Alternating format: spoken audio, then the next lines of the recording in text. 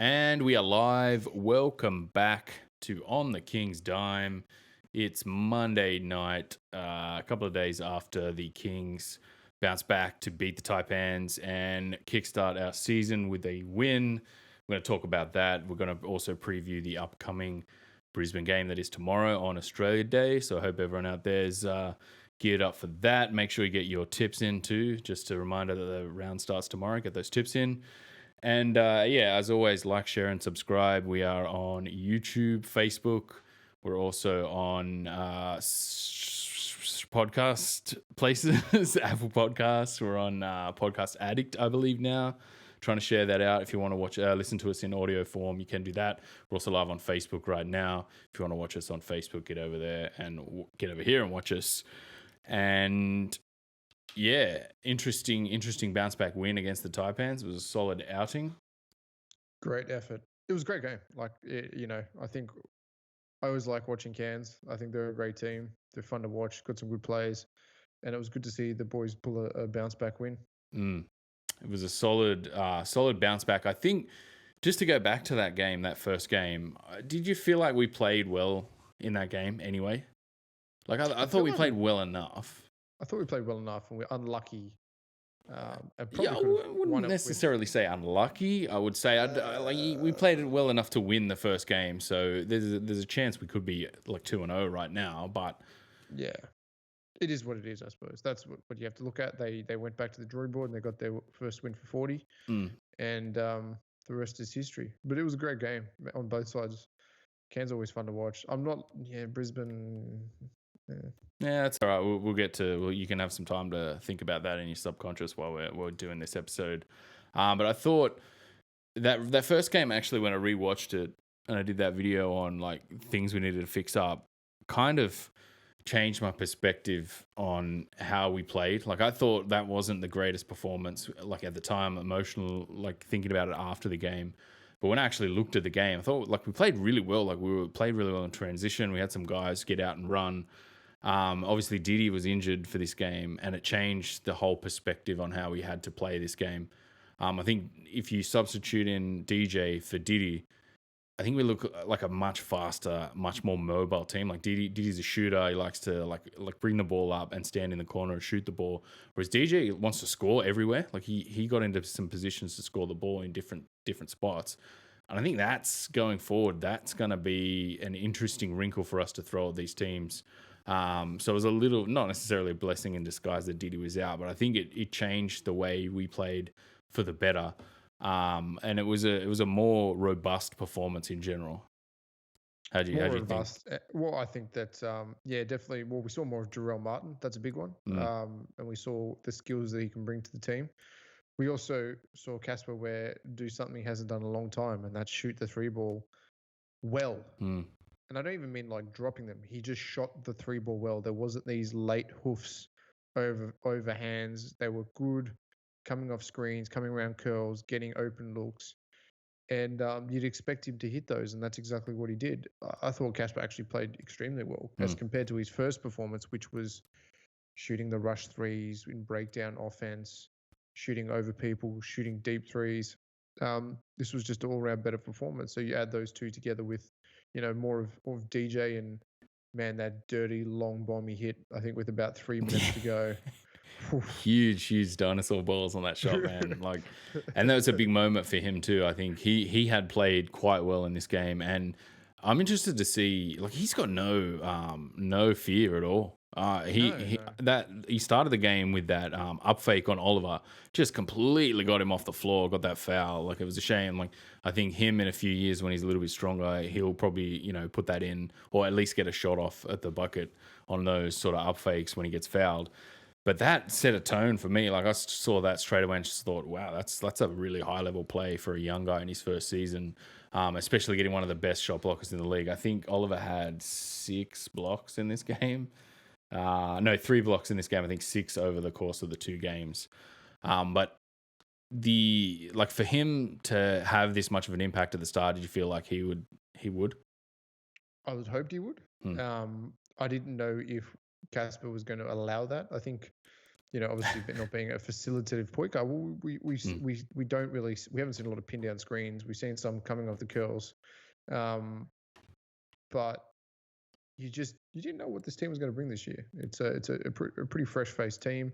He's coming straight out of college. But yeah, man, he's looking almost like a JJ Redick clone, Tyler Hero clone, just some big balls and ready to shoot the ball at any stage, which is good because it keeps teams on their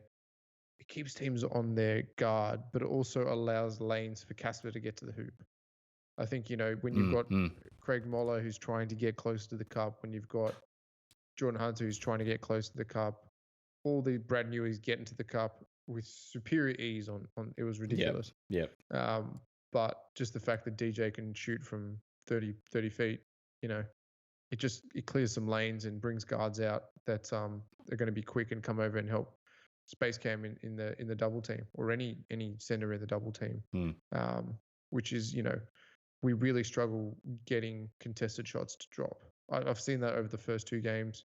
Obviously FIBA is different to NBA. You're not really pulling one-on-one. You're kind of sometimes running into two guys and trying to shoot over them, which is never a great look or a high percentage shot. So Craig Moller in this game, or in both of these games, I think he had a pretty good matchup on Majok Deng. He's not known for his scoring, and he's not known as a general sort of smooth scorer in this outfit. But at the same time, I think he had a role that basically get in there. Got dunked on by Oliver. We'll talk about that. We'll have a quick chat about that. That would be Wilson imprint on his forehead. But at the same time, like, one of the worst guys to have a massive poster on, because he's just like, yeah, I don't care. I'll try and contest your shot next time. I do not give a stuff whether you're dunking all over me.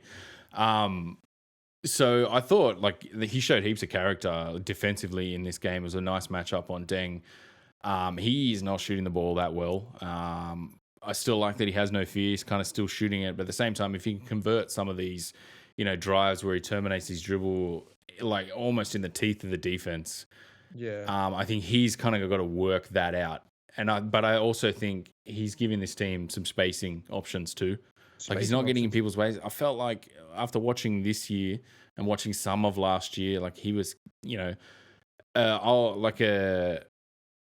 mechanics guy in the middle of the offense. I'll do this, I'll do that. Like, now I feel like he's got kind of a defined role where he kind of gets out of people's way, sets a few screens up high. He's playing that Xavier Cooks role in the way that we kind of would have Xavier Cooks in this team.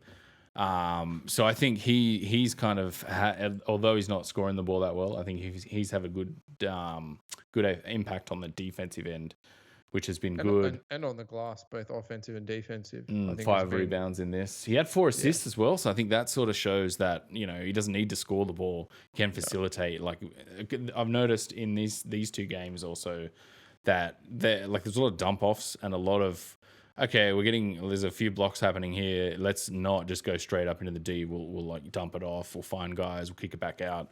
Which, we had a year of basically doing that under Will Weaver last year. So we're quite well versed in sort of kicking the ball back out and driving it, which was good as well.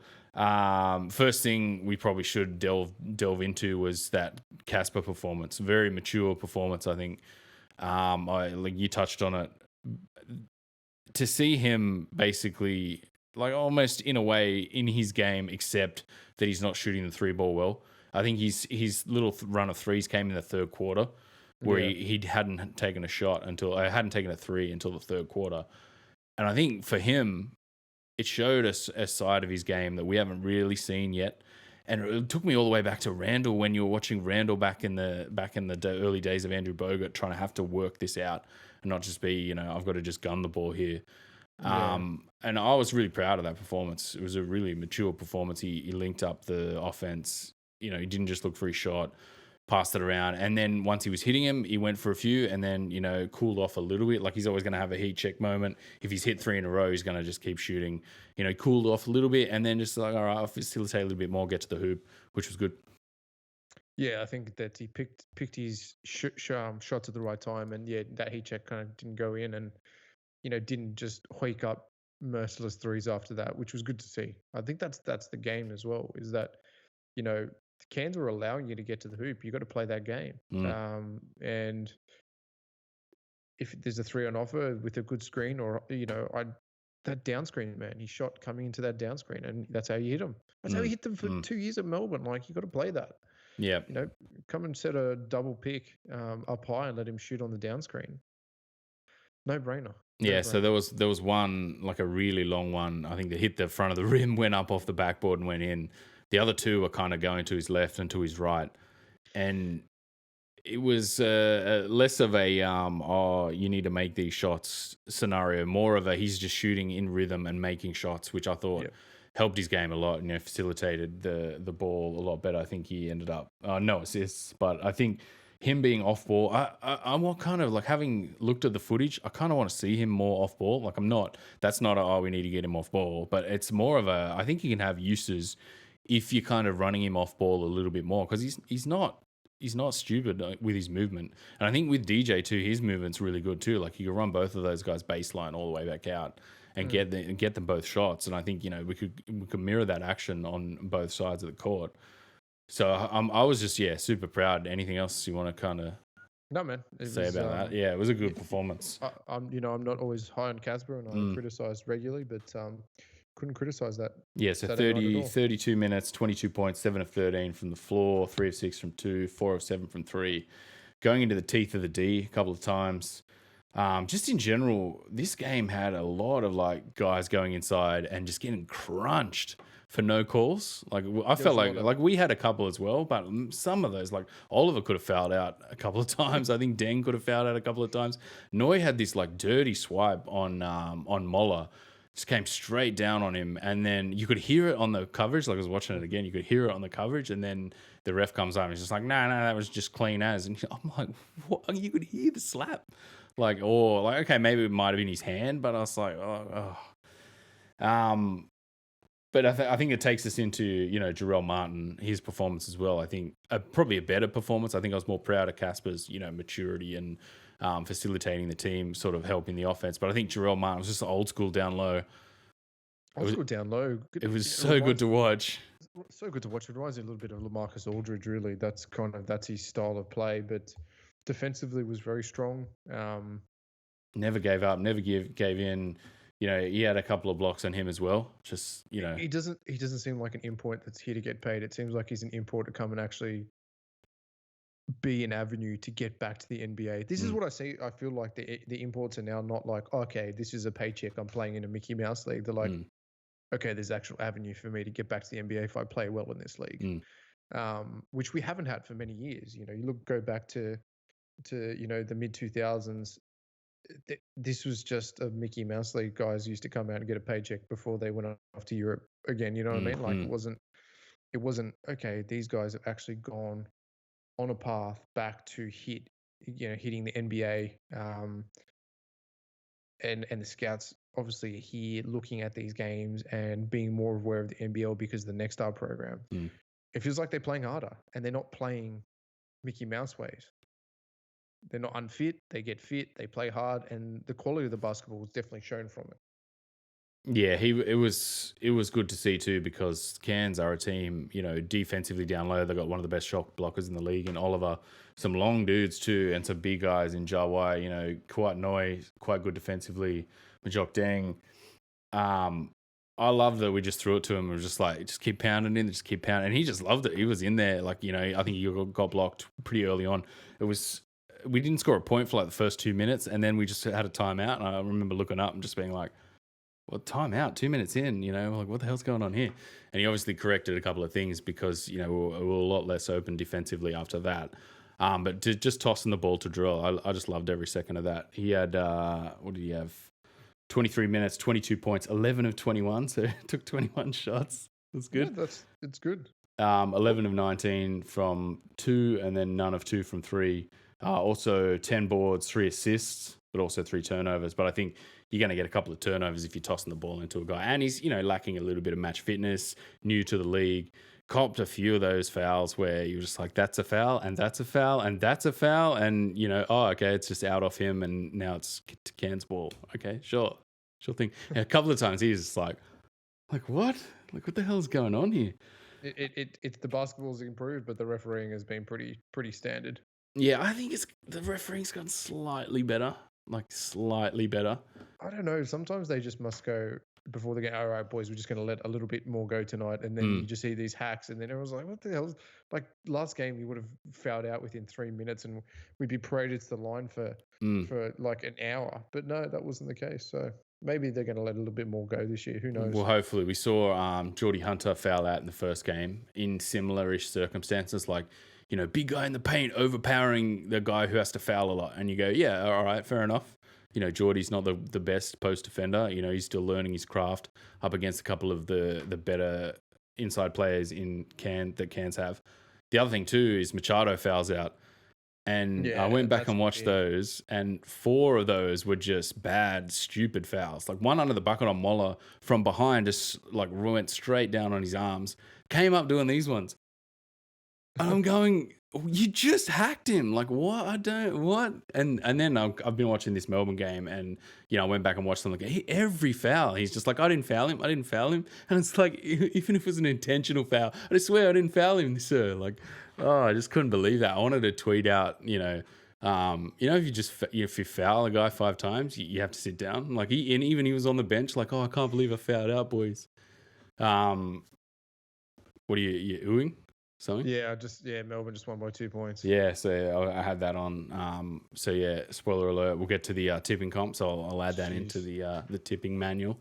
But yeah, I thought that was kind of big too. Him fouling out, it allowed us to scramble their offense a little bit more on the defensive end. Jeric didn't play all that well. I mean, some of those hoiks though. Some of his that one that went in near the end. I'm like, yeah, like what is that? It's just some of the filthiest chucks that go in. It's just trebuchet, mate. That's what we're going to call him, trebuchet. But he didn't have as much of an impact. 2 of 7. He got hot in the first game, which was a big thing of how they kind of tied the game up.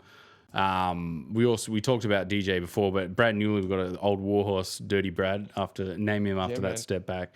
Another solid performance, and again, getting to the hole. I'm just looking at his box score. What do you have? Off the bench, 28 minutes, 17 points, 7 of 14 from inside, 1 of 2 from 3. He's quietly just shooting the 3 ball quite well on low volumes. 5 rebounds, 1 assist, and a steal as well. So defensively and offensively, 2-way, affecting the game. It's fantastic. Mate, fine wine. He just keeps hanging around, man.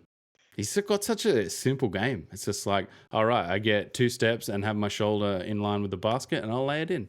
And I'm like, man, we got to put him in way more positions. And I think now he's kind of going to the rim, kind of getting those seams. He did have a couple of, he got hacked a couple of times. Probably should have shot a few more free throws. But if he can have these same performances as well, we're going to be a lot better team. And he affects our transition offense too. Like he gets us into transition. He's a real threat getting to the basket too. Like it puts a lot of teams on the back foot. And he can find guys, I think, as well as his game, as we develop our offense with a lot more inside in Jarelle Martin. Because you put Jarelle Martin and Andrew Bogut side by side, and it's an entirely different type of offense. You're not going to get the same defensive presence as Bogut. But at the same time, you get more mobility, you get scoring threat, you get movement of the spacing around the basket. I think that was one of the things we really did well, and as well as team rebounding. I think with more mobile guys, we actually can box out and rebound a lot better, as well as with the scoring inside, it kind of spaces the floor a little bit more for guys to find seams and get to the hole, which was good. Indeed. Yep. And big balls, Shawnee Bruce's absolute chuck at the end of the first half, like a running out of bounds push shot that went in. It was pretty sweet. It was a running floater. It was just, mate, circus. And you have to only have upswing from that kind of shot though. So he had. Sorry, keep going. It's only got to give you confidence going into the rest of the game. So that comes into kind of what I was gonna talk about. Do you feel like he's playing well? I feel like he's defending quite well. His offense hasn't got going yet. No. I think he's struggling a little bit. I don't know if it's the lineups that were kind of playing him off ball to Casper or as a 2-guard to Casper. I don't like that lineup. Yeah. I do like him coming off and running the bench unit. Just But because Casper's so ball dominant, and it's not like when Casper's on the floor and he's scoring at a high rate or a high percentage of the Kings' attempts, like Sean isn't really needed. Like it's not like you need a point guard to then facilitate him. He's just going to take it, come around the screen and try and score, drive the lane, or shoot the three. I would much rather see DJ in that lineup who can potentially, if Casper drives into traffic, can kick out and can come around a curl and shoot the ball. Whereas Bruce is very much going to get set. His feet have to get set, and he's not. He pretty much has to be open to knock down a shot. If he is open, there's a very good chance he will knock down a shot, but he's not really one to shoot in a lot of traffic. So he's 2 of 8 to start the season from 3. A couple of those have been wide open. He has 8 assists. He's our leading assist getter. I don't know, does it feel like when we play those Casper, Sean Bruce lineups, like they're both facilitating? Like it's not like, Casper's facilitating, Shawnee Bruce is going to score, or Shawnee Bruce is facilitating, Casper's going to score. Like kind of feels like they're both just like meshing together into one player where it's like, one of you guys is an odd man out now. It doesn't make sense. It doesn't work. It's not my favorite lineup, to be honest with you. Just looking at the actual lineups, the on-off. So Bruce is in that 8 minutes already, and he's in a -7 lineup. Whereas if you look at Vasiljevic, Moller, Martin, Ware, Newley is our best lineup. That has a lot more kind of size. That's I think where you're talking about if you have DJ subbed in as opposed to Bruce, I think it kind of works a little bit better.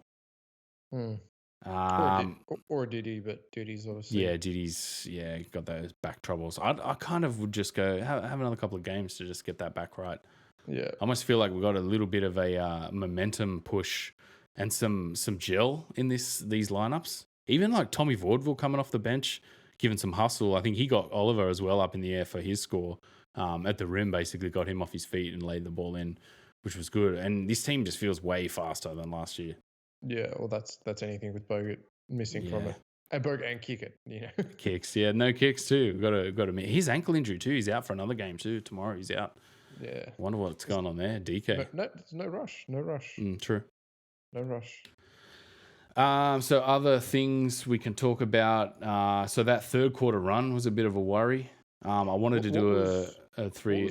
Sorry. More of a bit of a worry is there was no timeout called. Yeah, that was the first thing I was going to say. There's no timeout. So Hunter makes a layup, and Vasiljevic lays it in. We're up 14 with 3:25 to go, and in 3:25, basically, can score 3 times. A bunch of subs happen. King scores. Krislovic scores. Jarelle Martin gets a 2. Back up by 6, and then Noy makes a 3, and King makes a 2-point dunk to make a 1-point game going to the fourth. And I was just like, oh no, this is going to be that same thing again, isn't it? Where we just let these leads slip, and no garbage time, struggle. Although NBL isn't a garbage time haven, there isn't that much garbage time happening in most games. But yeah, I had that feeling of just like, here we go, like that run that happens, and then everyone drops their heads and. Credit to them. Credit to the Kings. They put their heads up in the fourth and closed it out. We did. Yeah. Anything else about that run? No. No, I think it was a great run. I think we got down the stretch effectively, and it was all started by Kawhi Noy making a 3 and a foul. And I've gone back and watched that loads of times, and just like there's no foul there. No. It was another one where I was just like, I don't know where the foul is there. It was a little bit of a lucky call. They were down 14 at the time, so I was just like, a bit sus that is. I think Ford should have called when you're going on a kind of 3 scoring. Yeah, stretch. I think it was 62-70 when we were up 8. I think when he brought all those subs in, we should have timeout. Yeah. Did he have the timeouts though? Did he call a timeout? I think he did. So yeah, that was a bit of a worry. I thought. Yeah, I think that against another team that may not be as effective, especially going into the fourth. If you're in the end of the first quarter, you can kind of go, oh yeah, that's even then going into the half. But the third quarter, man, this is a big quarter. This is what you need to kind of wrestle in order to set yourself up for the win. But anyway, it was good. They got it in the end, and we take one on the road.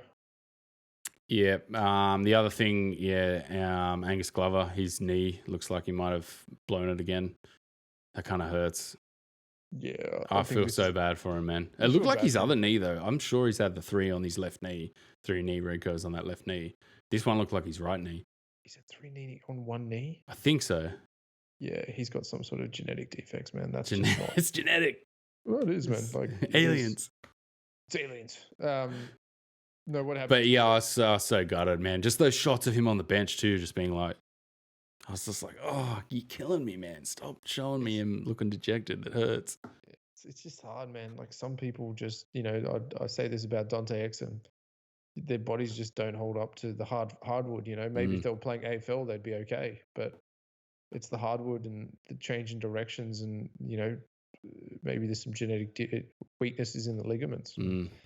So he's the one thing is that I have hope of is he's up against Jawai. I've watched it back, and he kind of he collides with Jawai on his left side, and it looks like it's his right knee. So if he's pushing off, that's a worry. I thought it might have been a collision or something. If you hit Jawai, it's like you're gonna feel it. You know what I mean? But yeah, it looks like he's kind of pushing off into Jawai. And then that's how his knee went. Yeah. So doesn't look good. And then they said on the commentary, he said there wasn't as much pain as the other ACLs he's had. He's like, it wasn't as much pain, but still, I was like, ugh, yeah, kill me, it could be a partial, could be an MCL. You just don't know. Still knee related. Scary. Anything else on the game stats wise? I don't think so. Jarelle was really good. DJ, Shawnee Bruce, Molo. I've got Hunter coming off the bench and giving us some decent minutes. Yeah, man. I'm impressed so far. I expected him to kind of continue to start and kind of them to bring Jarelle off the bench a little bit more, maybe 1 or 2 more games, but Jarelle just went straight in. And I think that was another thing that turned our offense, because we were just like, oh, toss it in. And it got us kind of moving a little bit, which was good. But yeah, apart from that, pretty solid win. We got that Brisbane game tomorrow, which we'll talk about a little bit further in. Now that I can add in United, you want to go tips and 3-2-1s? Yeah, let's do that. So we'll do 3-2-1. It's good to see more people. Shout out if you're watching. Let's get in on the 3-2-1 MVP from the fans. We want more fan interaction. I think we've got about 6 or 7 for this one. Hopefully, as the season goes on, we'll get more and more people participating. So if you're out there and you're watching and you want to give a 3-2-1, just 3 for your best player, 2 for second best, 1 for the third best. Make sure you do it after every game. I'll make sure I post it and let anyone or everyone know to get in on that. We'll do that first. Who was your 3-2-1? Martin, Casper, DJ. Casper, DJ. So I went Ware, Martin, DJ. I think it's a tough one. I think on face value and on just raw performance, I think Martin gets the 3 points. But I kind of liked Ware's what that performance meant from Ware to give him the 3. Does that make sense? Is that lame or? Yeah, no, it does make sense. Because I don't know. I feel like there's a turning point here where he just goes, I'm actually doing more than trying to score the ball here. Yeah. And I feel like it works better, man. It works better with what we got in this team. You can tell I'm just avoiding going. I'm glad we don't have Bogut in this offense because he was just so slow. But I don't want to be. I'm not there yet. But I'm liking this a lot better. 2 games in. Fan MVP, yeah. So there's a lot more in the fan MVP, which is good. Get in there. Even if you're watching now, throw it in the comments below. If you're watching right now. Tipping. You and I were just short of a perfect round. Miss each. Everyone else tipped Perth and you tipped Phoenix. And everyone, I tipped Breakers. Everyone tipped Breakers. You tipped 36ers, so you got that. Those Breakers be terrible, my friend. Yeah, it's a shame. They actually weren't too bad. I watched that game and they're just missing an extra couple of scorers. Yeah, they're really missing a piece. They're missing 2 pieces. Ty Webster was just going off, and then they just kind of had no answer for Humphreys, where it was just a Humphreys. Oh yeah, Humphreys is actually good. No, don't take the first 2 games into account. He is actually good. Fair enough. No, he's pretty good. He hasn't played basketball in a very, very long time. That's why. He just went nuts at the end of that game as well. Don't sleep on him. Trust me. So we've got a massive round. This round, there is 1, 2, 3, 4, 5, 6, 7, 8 games. Jeez. Yeah, so I'm going to rattle them off from the top. Bullets tomorrow at home to the Kings. Kings. Yeah, I can't tip against the Kings. I think we're in red hot form. The Bullets have been a bit like... Safety harness is not the one for me, my friend. The harness, yeah, struggling. Lost both of those games to the Hawks. 36ers at the Breakers. 36ers? Oh, sorry, 36ers at home to the Breakers. I should read these out properly. Yeah, 36ers. 36ers. I went Breakers just because I want to ride that Breakers train. I think they might bounce back and get a win. Taipans at home to the Hawks. Oh, I'm going to have to pick Taipans here. I know the Hawks have been played well, but I'm going to go Taipans. Taipans looking a bit gassed. They're looking gassed, but I think they'll take it. They'll take it up. They've played 4 games, so that's with good reason. I don't have in front of me when these games are, but yeah. Perth at home to the Phoenix. Bounce back from the Phoenix, maybe? No, I'm going to go Perth. Perth at home is a stronghold. I'll flop. Yeah, you'll just flip-flop. That's fair enough. It's a safe bet. Phoenix will probably win now. Bullets at home to the Taipans. Taipans. I went Taipans. Man, 0-4 for the Bullets to start. Oof, that's tough. 36ers at home to the Kings.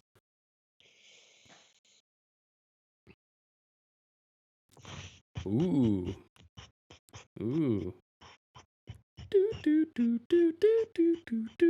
36ers. 36ers, wow. Already twice he's tipped against them. I just Tips think against the Kings. if Josh Giddey has a good game against our guards, it's all over. It's just too big, man. Too much mutant point guard in there against our smaller array of guards. Little Geordie on Humphrey's crime. It's going to be good, man. Yeah, Jarelle Martin on DJ, and it's DJ's been good, but man, he's just their bigs are quite. He's good. like Aussie Tip Duncan. it's crazy. United at the Phoenix. United, yeah, they're red hot as well. I went United, and Perth at home to the Breakers. Perth. I had that typed out before you even said it. So yeah, that rounds out round 3 rather. I don't know when round 4 is going to be. The NBL's kind of putting that out as it goes. Yeah. So everyone that's in the tipping comp, make sure you get those tips in by tomorrow, before the first game, 3:00. I think tip between the Bullets and the Kings.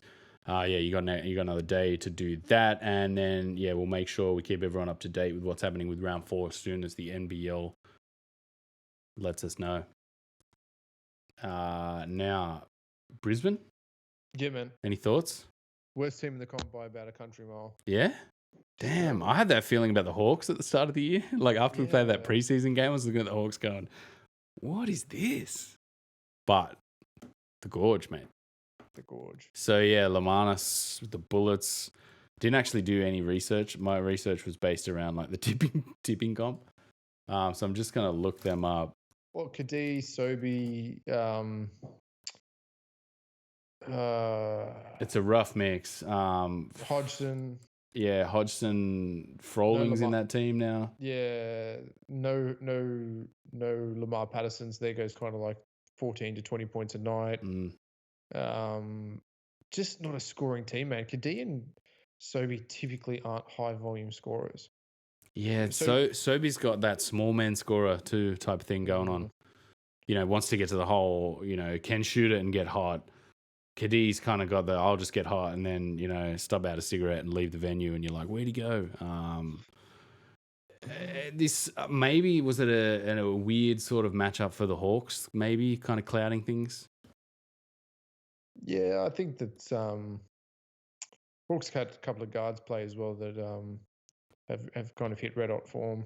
Jessup, Justinian Jessup looks good. Yeah, it does. KD, 4 of 11 in the first game. Oof. 8 of 16 for Sobe. Johnson, who's this? Orlando Johnson played 10 minutes. It was terrible. Didn't do anything. What's going on? Go back to the other game. Yeah, I don't know about this Bullets team. Do they have Drimich came off the bench in the first game? Do they have any weapons like to kind of put us off our game? Really? Not really. Maybe if Froling kind of gets back to some sort of, But he's kind of come off the bench as well. yeah. If Froling gets back to some sort of like anything really, it's kind of a bit of a worry, to be honest with you. Roster. Let's go to roster. So Drimich started, Froling, Drimich, Law, KD, Matthew Froling. Hodgson, Blake Jones, Tanner Krebs, Victor Law, Nathan Sobey. That's not a great team. It's not a good team. I'm really having a look at this. So no Hodgson. I don't know if Hodgson's back for this game. But having a look at this, like 25 minutes, 6 points, 2 or 5 for Froling. Like, what is that? And Sobey, 10 of 20, like taking 20 shots in this team. Yeah, if when Sobey's taking that many shots, you know that you got an issue. Victor Law. Why did I know that name? I saw V Law and I was like, Victor Law? And then I had to just click it and go, yeah, it is Victor Law. I don't know why I knew that. 6 of 16. Ooh, interesting. I don't know. Drimich has, the hard man, small hard man mentality that might get in between our cracks a little bit. I think Moller kind of neutralizes him though. And then Sobey against our guards, I feel like we got a decent array of guards to kind of shut him down. And Diddy, we kind of put Diddy on him a couple of times last year, and it was just like, you just get that guy. He was like, yes, sir. Very, very interesting game coming up. I think the more interesting game is going to be the Adelaide game. I really do think that. All right, double preview. What do you got for that? If Josh Giddey can reclaim some of that for Humpo's in red hot form, DJ is playing very well. That's a decent lineup. That's a lineup that is going to score 70 on the floor. You know what I mean? Like, and Josh Giddey's just getting better and better and better. I'm pretty high on him. I was gonna say pretty high on Josh Giddey. After that, what do you cop hit the floor on a dunk? Yeah, elbow. Yeah. Oh, that's right. Yeah, face planted off a dunk. That was pretty funny. Yeah, I didn't. It's never funny. Sunday Detch, like hustle. Yeah. Josh Giddey, Isaiah Humphries, DJ. Crocker too has kind of unassumingly been like half decent, hitting big shots in big moments, especially down the stretch of that other game. Sloaney boy. Sloaney, good. 20 points in 27 minutes is not bad. 5 of 11 against the Breakers in that win. But DJ, I don't know. Do we have a real 2 of 11 in that game from inside? DJ, damn. Yeah. 2 of 11 from the field, 1 of 8 from inside. Damn. Against the Breakers. Yeah. Who have the Breakers got inside? Rob Lowe. Wow. I don't know, man. I just think they've got a well-balanced team, the 36ers, and I think they'll be a tough assignment for our bigs. And that's where we'll struggle. Yep. All right. Well, that ends this episode. So remember, as always, to like and subscribe. We're on Facebook. We're over on YouTube. We'll be putting these up. I didn't get a chance to do the 3 things we learned. I haven't had a chance to cut the game up yet. I might do after these 2 games coming up. We'll do a 3 things we learned over those 3 games stretch. So like and subscribe. We're up in audio form as well on Podcast Addict and iTunes, Apple Podcast. Anything else we need to plug? Oh, we got a Patreon too. If you guys want, I'm putting together some stats, a stats page. If you guys want some access to that, some shot charts, some extra stuff like who assisted who, some plus minus stuff, some lineup plus minus stuff. If you're interested in that sort of stuff, think about donating to the Patreon and get a link to have a look at some of that stuff too. To be honest with you, it blew my mind when he showed me. I was like, what is this? What is this? So if you're interested in that sort of stuff, then chuck a couple of dollars our way, trying to get some professional hosting up and running. So that's where the money's going to go. It's obviously not going to go in our pockets. It's going to go towards the podcast and the channel and growing our array of things we can bring to everyone out there. And I guess the only thing left to say is we will see you guys next time on the King's Dime.